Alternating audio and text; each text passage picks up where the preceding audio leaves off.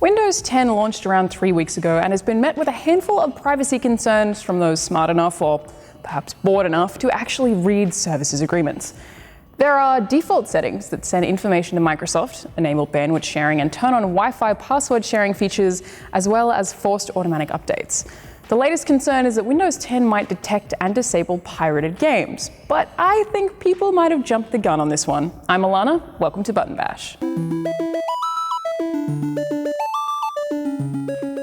Basically, Microsoft have updated their services agreement, which is something you agree to when you use certain Windows 10 apps like Skype or Xbox Live. It's not the end user license agreement, or EULA, that covers Windows 10 itself, but an agreement regarding specific services. That agreement now says, we may automatically check your version of the software and download software updates or configuration changes, including those that prevent you from accessing the services, playing counterfeit games, or using unauthorized hardware peripheral devices. Now, it's not actually clear if that applies to the whole of Windows 10, and various outlets have contacted Microsoft for clarification and haven't gotten a response.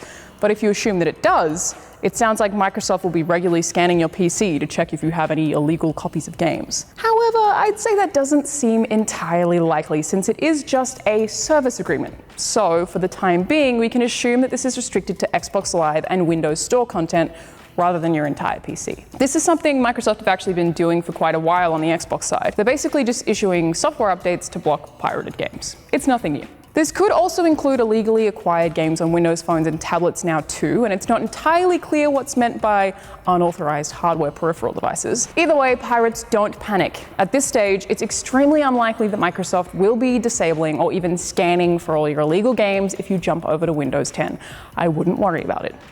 On the other hand, have you considered supporting the games industry by paying for your games? No? Well, at least I tried. I'm Alanah, this is Button Bash, and we will keep you updated when we find out some more information from Microsoft.